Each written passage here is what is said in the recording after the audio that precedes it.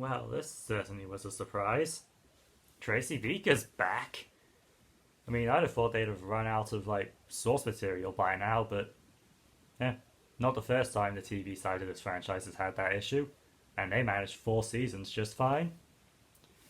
But yeah, this will apparently be the final series of the Beaker Girls, according to the promos. So, what does this first episode have to offer us? Well, 6 months have passed and things are looking up to have Jordan be fostered by Tracy and the Beakers. But of course there's some issues. You know, forms, paperwork, legalities, all that nonsense. And of course, naturally, Jordan is very worried about this because, well, it's not the first time she's had to go through hell because of the care system. And Jess is obviously determined to make sure that doesn't happen. So some stuff happens. We catch up with Jess's dad again. And it seems that things are tense between him and Tracy right now because, well, it's fairly understandable. Obviously, something had to have happened for those two to split up in the first place. And now they're trying to pass themselves off as a perfect family, even though, you know, there's issues that could potentially disrupt the fostering. And of course we also see Jess and Jordan going to some sort of community outreach centre for music or something, where we meet this new character who's this, really bitchy girl.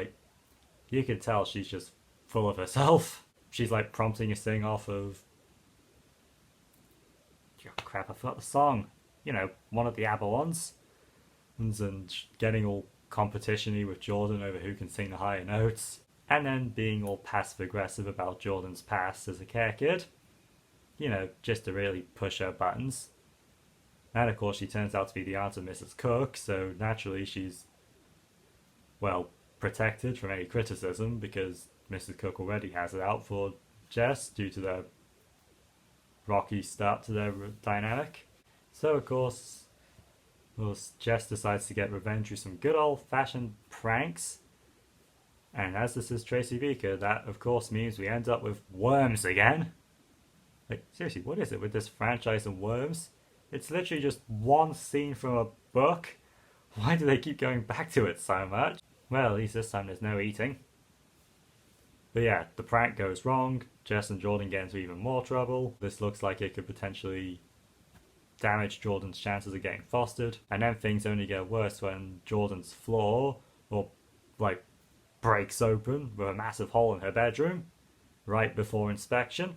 But yeah, luckily they're able to pitch in and fix things up somewhat just in time for the inspection, but of course it's still touch and go as to whether this could happen.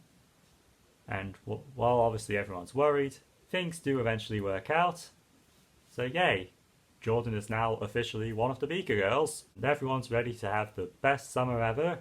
But this whole ordeal seems to have gotten Tracy thinking about her past again, as she's now considering whether to gain possession of her old files. Since she's now gotten Jordan's files and seeing what she's gone through, it's clearly got her thinking about her own experiences in care, which we are all very familiar with at this point. But yeah, overall I'd say this was a pretty good episode. I'm definitely looking forward to seeing what's next for the Beaker Girls, even if it's possible we only have 2 more episodes left. But then again, I was looking at Wikipedia today and it says the last transmission will be the 24th of March, and that can't be right for a 3-episode series. Who knows, maybe this segment of Overly Positive Vlogs will be going on longer than I realised. Oh well. That'll be all, everyone on the other side of the screen. And remember, it's a harsh world out there, so why don't we all try to be a little more positive every now and then? Bye now.